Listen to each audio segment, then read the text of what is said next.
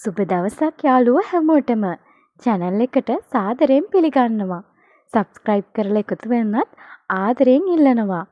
ඉතින් ඔන්න අද මම ඔයාලට ගෙනාවා ගෙදර තියෙන එළවලු වලින් රසම රස චොප්සි එකක් හදාගන්න විදිහ. කඩේ තියෙන චොප්සි එක වගේම ඔයාලට ගෙදරදී හදාගන්න විදිහ තමයි මම අද කියලා දෙන්නේ. මුලින්ම මම කැරට් තල මේ විදියට පැතලි හැඩයට තමයි කපා ගන්නෙ. ඔයාලට පේනවා ඇති මම කපාගත්ත විදිහ. ඒ වගේම අලගෙඩි 3කුත් මම අරගෙන තියෙනවා. අලගෙඩිත් මේ ආකාරයට කපා ගන්නවා. අලයි කැරට්නුයි කපා ගනිද්දි ගොඩක් මහතට කපා ගත්තේ නැහැ.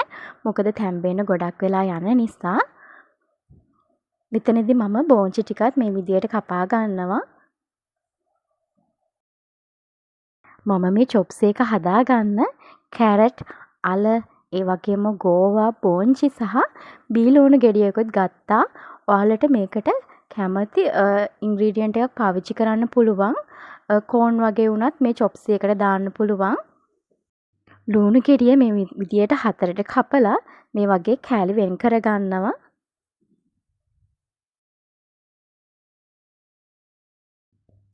ගෝවත් වෙනම සාමාන්‍ය ප්‍රමාණවලට කපා ගන්නවා.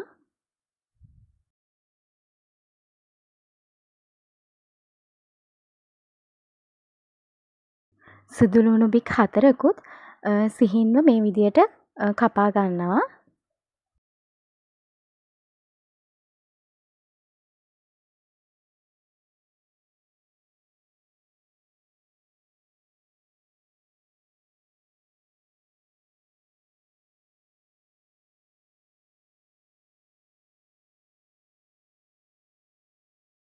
දැන් චොප්ස් එක හදාගන්න අවශ්‍ය එළවලු ටික කපාගෙන ඉවරයි. මේ චොප්ස් එක හදාගන්න අපිට කෝන්ෆ්ලවර් අවශ්‍ය වෙනවා. ඉතින් මම මෙතනදී කෝන්ෆ්ලවර් මේස හැඳි 5කට වතුර මේස හැඳි 3ක් එකතු කරලා මේ විදියට කෝන්ෆ්ලවර් ටික දිය කර ගන්නවා.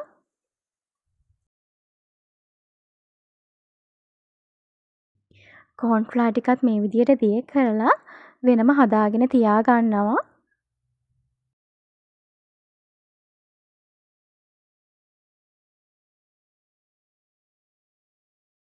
මුලින්ම මම භාජනයක් ලිපේ තියලා මේ විදියට බටර් එකතු කර ගන්නවා.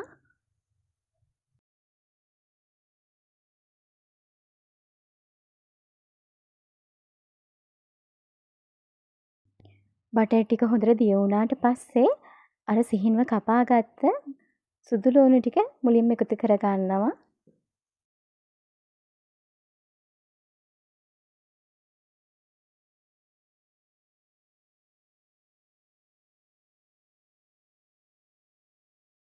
පසුව කපාගත්ත ලුණු ටිකත් එකතු කර ගන්නවා.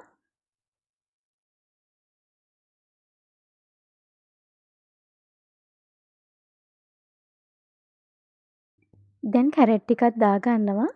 කැරට් එකතු කරලා විනාඩියක් දෙකක් විතර මද ගින්දරේ මේක තියා ගන්නවා. මොකද කැරට් තැම්බෙන්න ටිකක් වෙලා යන නිසා. ඒ වගේම තමයි අල ටිකත් එකතු කර ගන්නවා. අල ටිකත් දාලා මේ විදියට ටික වෙලාවක් කවලම් කරලා ලිපේ තියා ගන්නවා.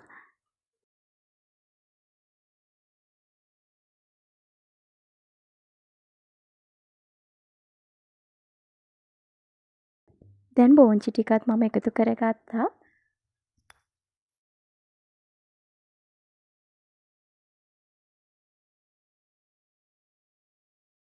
අවසානෙටම මම ගෝව ටිකත් මේ විදියට එකතු කර ගන්නවා.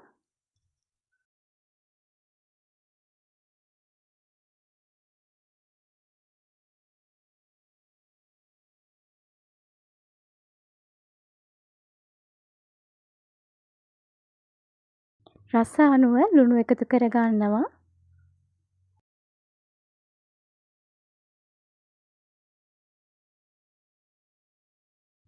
ගම්මිරිස් තේ හැන්දකුත් මම එකතු කරගත්තා. ඔයාලා හදන චොප්ස් එකේ ප්‍රමාණය අනුව ගම්මිරිස් එකතු කරගන්න.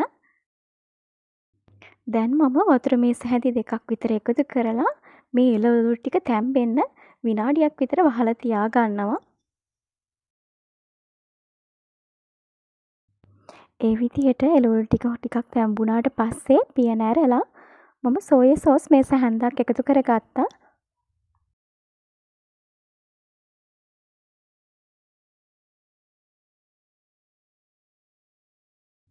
දැන් අර කලින් දිය කරලා හදාගත්ත කෝර්න්ෆ්ලවර් ටික මේකට එකතු කරගන්නවා.